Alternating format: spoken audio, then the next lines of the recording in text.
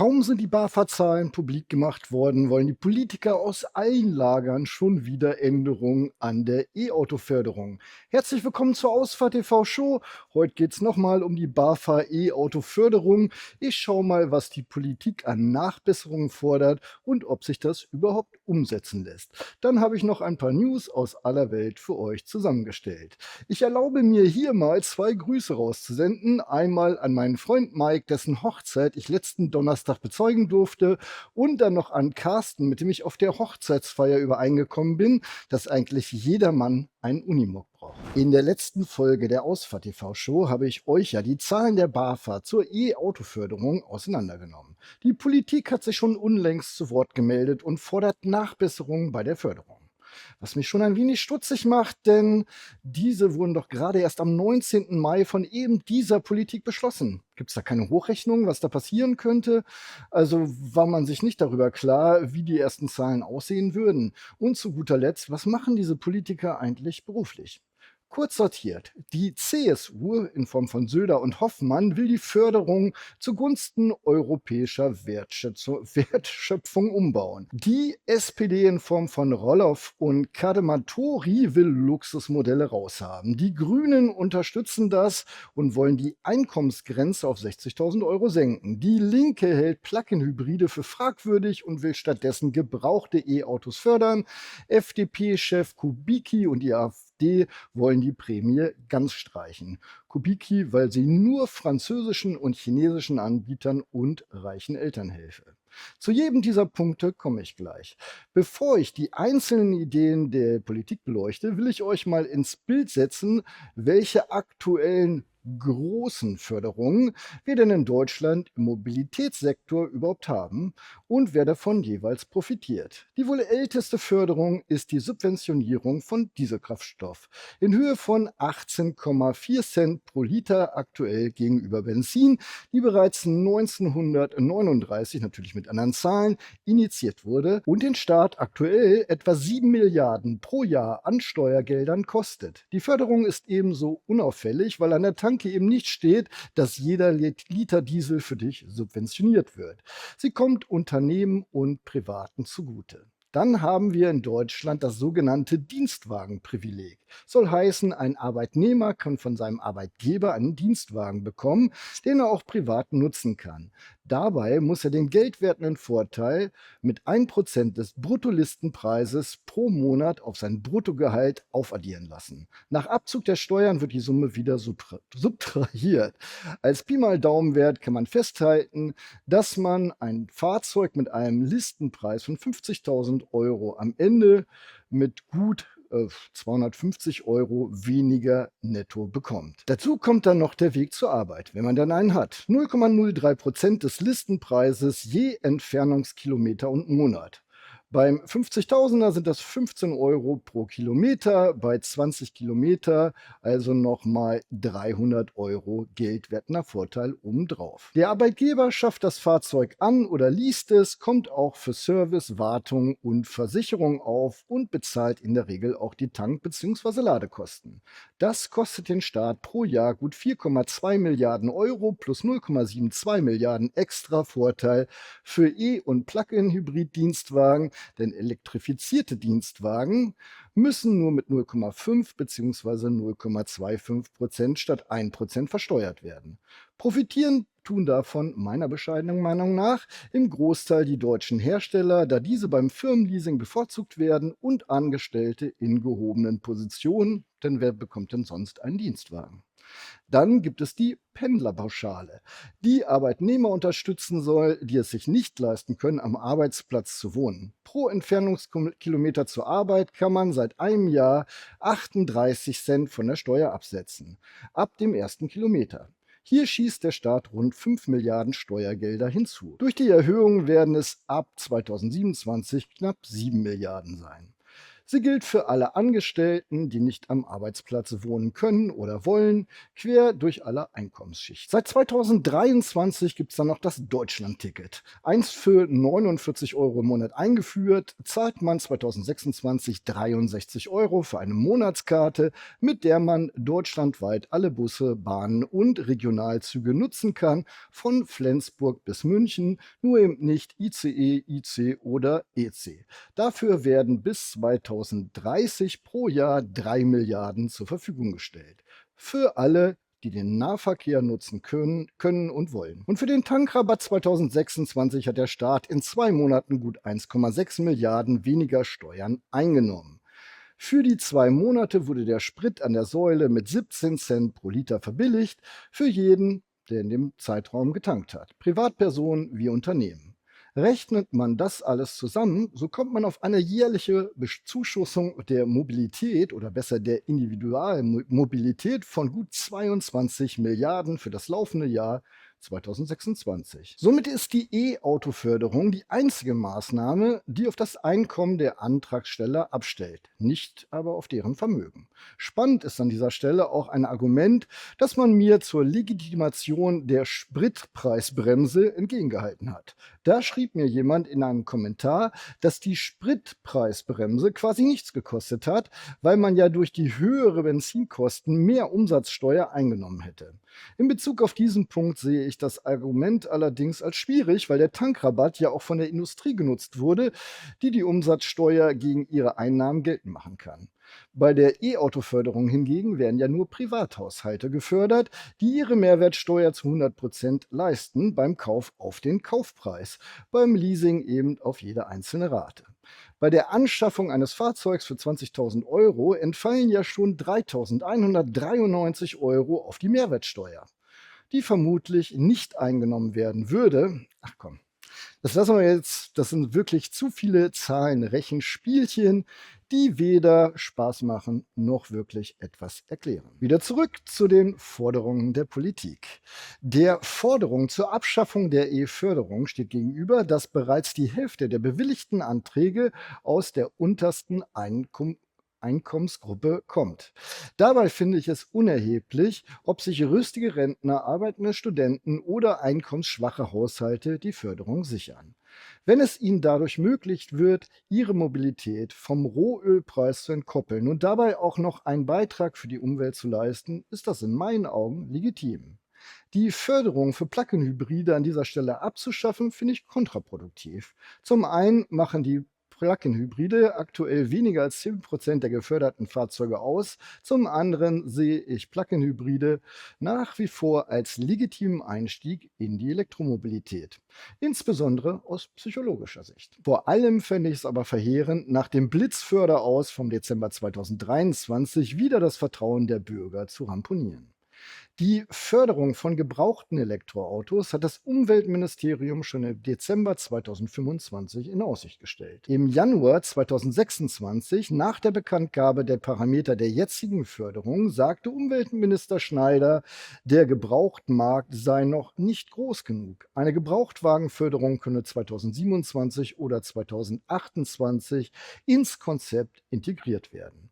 Seit Juli fordert nun auch Söder eine Prämie für gebrauchte E-Autos. Beschlossen ist bis heute nichts. Ein mögliches Problem an dieser Stelle könnte eine Doppelsubventionierung von Autos darstellen. Fahrzeuge, die während der ersten E-Auto-Förderung schon gefördert wurden, könnten noch einmal gefördert werden, wenn auch mit einem anderen Profiteur. Die Forderung, die Förderung von Luxusfahrzeugen zu unterbinden, hört sich erstmal sehr gut an. Da spart man sich die Schlagzeilen, dass die BAFA Porsche, Mercedes und BMW fördert. Nach meiner Recherche betrifft das bei Fahrzeugen über 80.000 € aber nicht einmal 0,5% der geförderten Fahrzeuge. Und selbst wenn man die Preisgrenze deutlich tiefer legt, bei 60.000 € Listenpreis, sind es rund 3,5%. Faktisch wird das also keinen großen Unterschied machen. Emotional hingegen kann man da vielleicht einiges glattziehen. Die Absenkung der Einkommensgrenzen auf 60.000 € bzw. 70.000 € mit 2 im Haushalt lebenden Kindern unter 18 Jahren wäre durchaus denkbar. Gut ein Viertel der Antragsteller müsste dann passen. Und der Fördertopf würde vielleicht länger für die niedrigeren Einkommensgruppen reichen. Schwierig könnte es dann allerdings werden, wenn man die förderfähigen Fahrzeuge auf deutsche oder europäische Herstellung beschränken möchte. Eine Einschränkung auf deutsche Hersteller ist mit dem EU-Recht, konkret der Warenverkehrsfreiheit, nicht zu vereinbaren. Es wäre auch eine sehr schwierige Anpassung, der eine klare Definition vorangehen müsste, wie ein deutscher Hersteller definiert wird. Der Opel Astra Electric wird in Deutschland gebaut. Opel gehört aber zu Stellantis, eine niederländische Holding in französisch-italienischer Hand. Das Ende der Wertschöpfung liegt also nicht in Deutschland. Parallel dazu, aber ohne EU-Bezug, das deutsche Tesla Model Y aus Grünheide. Eine elektrische Mercedes C-Klasse wird in Ungarn gebaut. Dort profitieren also ungarische Arbeitnehmer. Dort werden die Steuern des Standortes entrichtet. Das Ende der Wertschöpfung liegt dann in Deutschland. Halten wir auch kurz fest, dass eine Beschränkung auf das Produktionsland Deutschland die Anzahl der bezahlbaren Elektroautos auf den VW ID.3, VW ID.4 und ID.5, den Cupra Born, den Opel Astra und Grandland sowie das Tesla Model Y beschränken würde. Auch eine Beschränkung der Förderung auf Fahrzeuge aus europäischer Hand verstößt erst einmal gegen geltendes Recht. Hier greift unter anderem GATT Artikel 3. An dieser Stelle aber sicherlich auch spannend zu schauen, wer denn wirklich als Hersteller von der Förderung profitiert. 28,5% der geförderten Fahrzeuge wurden in Deutschland produziert.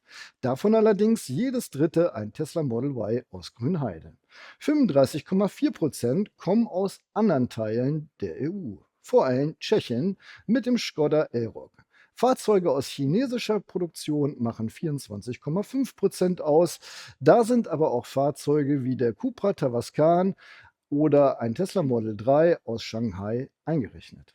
Südkorea macht einen Anteil von 8,1% aus, Japan liegt mit 1,1% schon fast unter der Bagatellgrenze. Allerdings muss die Bundesregierung das Rad nicht neu erfinden. Schon bei der Verabschiedung der Förderung hätte man sich das eine oder andere in Frankreich abschauen können. Die Franzosen greifen bei ihrer Förderung seit dem 01.01.2024 auf einen sogenannten Ökoscore zurück. Die ADEME, die offizielle französische Behörde für Umwelt- und Energiemanagement, berechnet für jedes E-Auto-Modell einen Punktwert aus dem CO2-Fußabdruck von Rohstoffen, Batterie, Endmontage und Transport bis nach Frankreich. Nicht aus dem Fahrbetrieb. Nur Modelle, die mindestens 60 von 80 Punkten erreichen, bleiben förderfähig. Das Herkunftsland steht nirgends im Gesetz, aber ein Auto aus einem Werk am chinesischen Kohlestromnetz plus Seetransport schafft die Schwelle praktisch nie. Da schreit der Patriot in mir natürlich sofort, so wird es gemacht. Mit einem Blick auf die geförderten chinesischen Fahrzeuge fällt allerdings auf, dass diese eher preiswerte Anschaffungen darstellen. Die Top 3 waren Leapmotor T03, also ein Kleinstwagen für 18.900 Euro, Leapmotor B10 als Kompakter ab 29.900 Euro und BYD Dolphin Surf, ein Kleinwagen ab 22.990 Euro. VW startet mit seinen Kleinwagen ja aktuell aus europäischer Fertigung ab 25.000 Euro. Ein Renault Twingo, gebaut in Slowenien, startet als Kleinstwagen bei 20.000 Euro. Der spanische Opel Corsa mit Elektroantrieb kostet 30.440 Euro. Und ein elektrischer Opel Frontera kostet auch nicht viel weniger.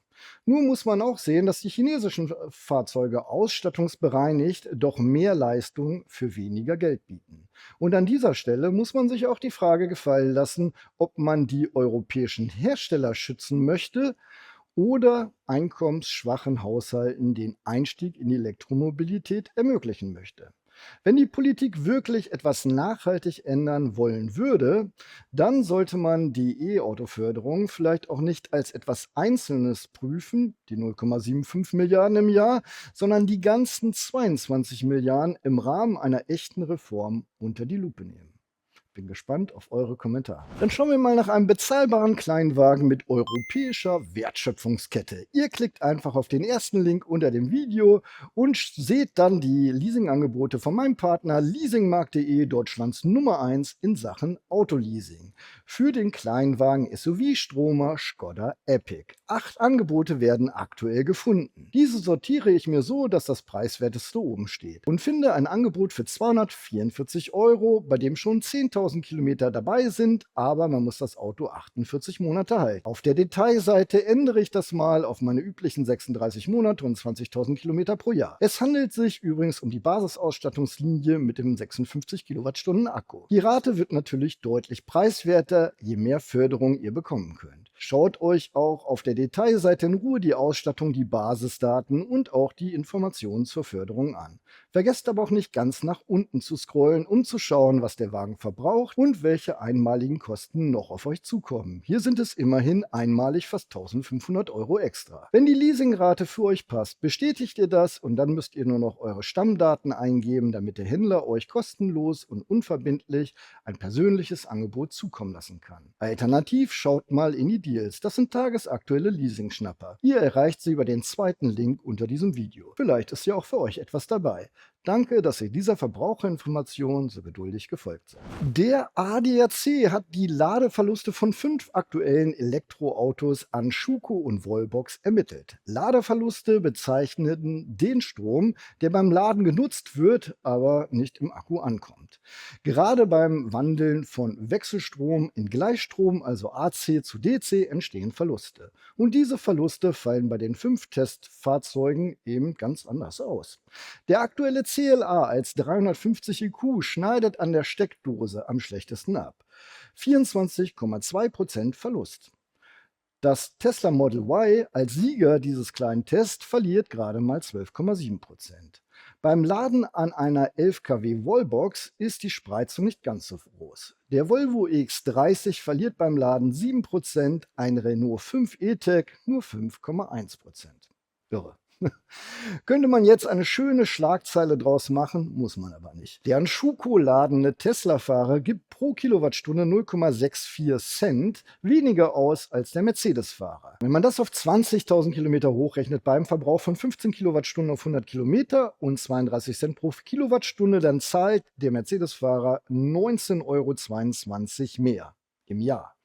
Gegenüber einem fiktiven Fahrzeug ohne Ladeverluste hat der Mercedes-Fahrer einen Mehraufwand von 159 € im Jahr.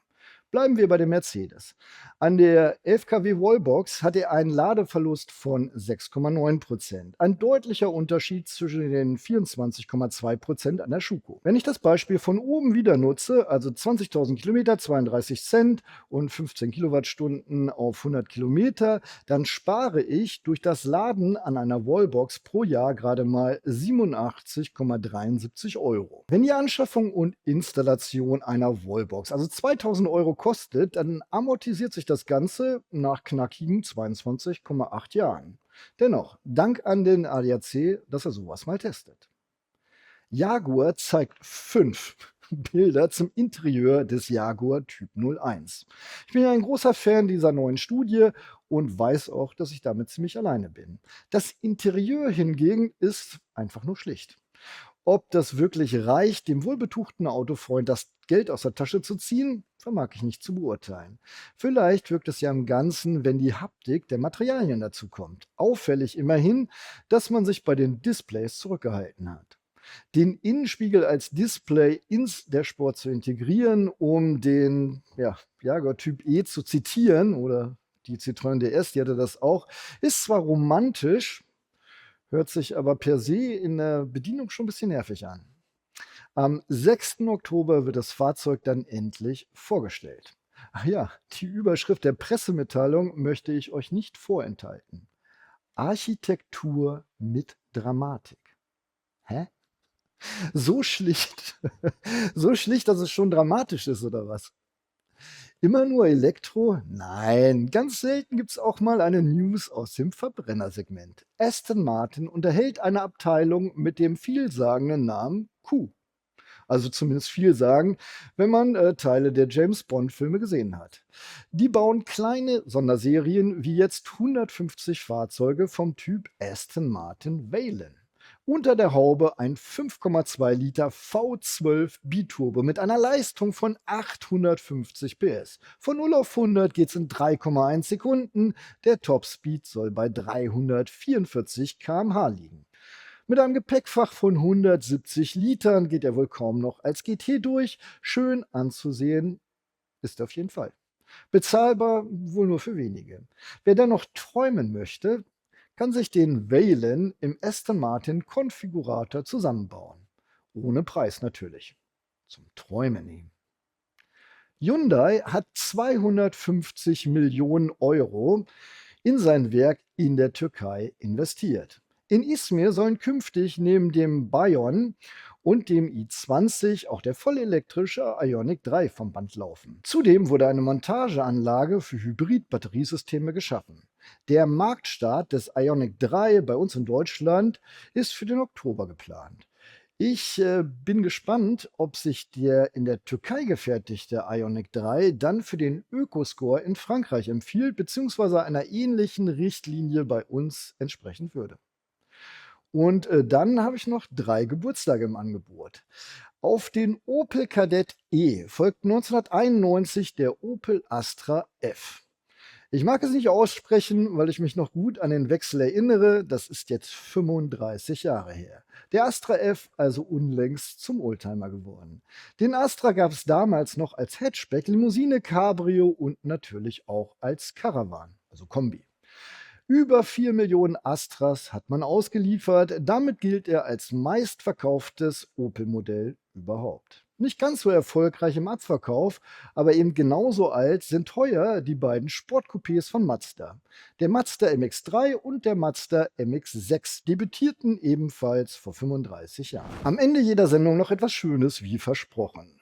Vor knapp 40 Jahren habe ich den deutschen Film Rocker das erste Mal im Kunstunterricht gesehen. Das 85-minütige Werk von 1972 zeigt nicht nur knallharte Sprüche aus den früheren 70er Jahren, die heute niemand mehr bringen mag und kann, sondern vor allem Fahrzeuge. Muss sich niemand ansehen, aber schön ist es doch. Also wegen der Autos und Motorräder. Ich habe den Film früher mal auf VHS gesucht, nie gefunden. Heute steht sowas einfach auf YouTube. Bester Spruch: Drück mir nicht die Scheibe ein. Wer mir etwas zusenden möchte. Alle Links zur Show und weiterführende Informationen findet ihr über den Link zu unserer Homepage im Videobeschreibungstext. Ich bedanke mich fürs Zusehen und verabschiede mich wie gehabt. Bleibt gesund da draußen. Tschüss, bis dann. Euer Jan.